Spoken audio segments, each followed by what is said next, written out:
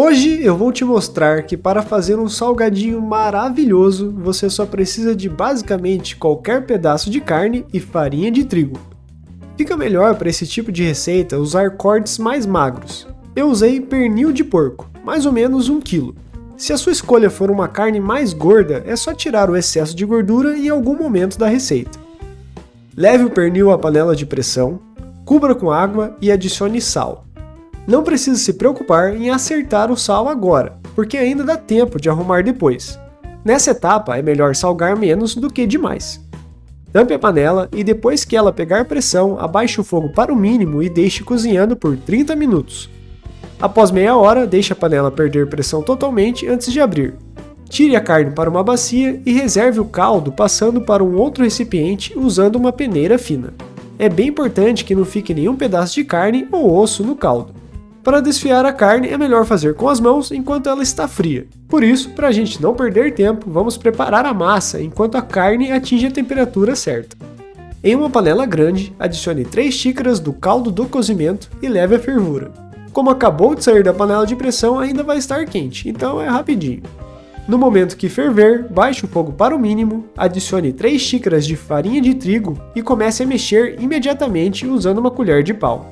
É importante adicionar toda a farinha de uma só vez e não cada xícara separada, porque quando a farinha encosta no caldo, ela empelota bem rápido. E vai com calma porque pode subir um pouco a mistura na panela. Cozinhe por mais 1 minuto, tentando mexer o máximo possível. Nessa etapa, a massa é pesada e não dá para trabalhar ela muito na panela, a não ser que você tenha o antebraço do Popeye. Por isso, não se preocupe se estiver muito empelotado, pois a gente ainda vai alisar bastante a massa. Tire do fogo e depois que ela esfriar um pouco, jogue todo o conteúdo da panela na bancada. Agora é só trabalhar com as mãos, sovando a massa até que ela fique bem lisa. Para quem já fez aquele nhoque de trigo é a mesma coisa. Uns 3 minutos sovando a massa já alcança a textura correta. Não precisa polvilhar farinha e nem passar óleo na bancada, porque nessas quantidades de ingredientes nada fica grudando. Após sovar, coloque a massa em um pote e deixe tampado até a hora do uso para que ela não resseque. Se ela ainda estiver meio morna, forma um pouco de água, mas não tem problema, é só sovar mais um pouco depois. Para o recheio. Comece desfiando a carne com os dedos. Agora é a oportunidade certa de tirar algum pedaço de gordura ou osso que ficou na carne. Presta bastante atenção, principalmente em ossos, senão vai sair um risoles com surpresa e a surpresa é um passeio no dentista.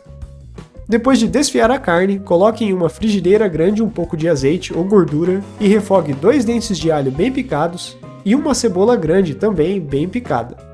Refogue até que eles atinjam um dourado claro e coloque toda a carne desfiada na frigideira depois. Agora é só escolher os temperos que forem do seu gosto, ou os que estiverem disponíveis no seu armário. Eu usei pimenta do reino e um pouco de orégano. Para o recheio não ficar seco demais, adicione o caldo do cozimento e refogue até ele secar um pouco. Não esqueça de provar e ajustar para o sal se for necessário. Pronto, agora é só montar os salgados. Pegue a massa e divida em porções menores para facilitar o trabalho, lembrando sempre de deixar o resto da massa coberta no pote. Comece abrindo a massa usando um rolo de macarrão até ficar em uma espessura de no máximo meio centímetro. Quanto mais fino, melhor, mas muito fino fica difícil montar os salgados sem rasgar a massa. Novamente, não precisa untar nem a bancada e nem o rolo. Com a massa aberta, a melhor ferramenta de corte é um desses moldes de inox, mas se você não tiver, dá para usar um copo ou alguma tampa de pote. Também dá para fazer um quadrado cortando tudo só com a faca. Só não corta muito grande. Além de ficar difícil fritar um salgado enorme, também fica ruim para congelar. Eu usei esse cortador com uns 10 cm de diâmetro. Os retalhos que sobram da massa é só juntar em uma porção maior e reabrir depois. Pegue uma porção do recheio da mão e coloque bem no centro. Agora é só fechar, dobrando uma beirada sobre a outra e apertando com os dedos. Não precisa usar um garfo e nem molhar a parte interna. Essa massa gruda bem fácil sobre ela mesma. Se ficar algum buraco no risoles, eu recomendo tirar o recheio e recomeçar. Eu tentei algumas vezes e não consegui fazer nenhuma forma de recapagem. Por isso, recomeça, senão a sua fritura será meio caótica.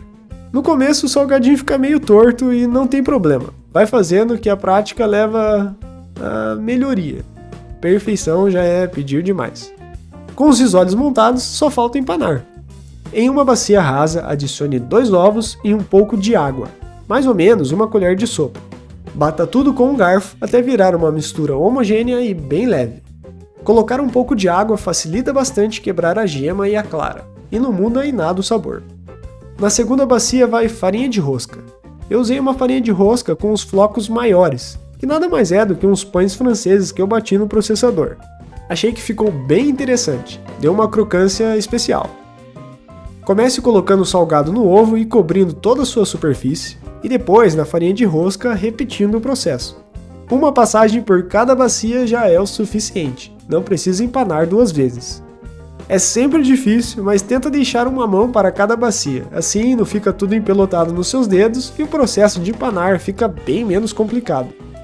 Vai empanando e colocando em um prato.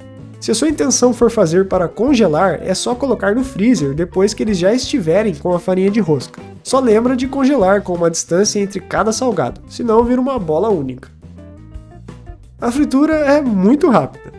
Em uma panela, coloque óleo suficiente para cobrir os risoles e esquente bem. Comece colocando na panela sem encher demais. Agora é só fritar virando conforme a necessidade até atingir um dourado claro. Como o recheio e a massa já estão cozidos, a fritura é mais para a farinha de rosca. Por isso, não se preocupe se ela for bem rápida. Tire do óleo para um prato ou bacia com papel toalha para escorrer um pouco. Pronto! Tá aí, nosso risoles de pernil. Fica muito gostoso, bem crocante por fora e macio por dentro. Essa técnica de fazer salgado é bem legal e muito econômica, já que basicamente só vai farinha e um pedaço de carne. Recomendo vocês tentarem e inventarem a sua versão utilizando qualquer tipo de carne que você quiser.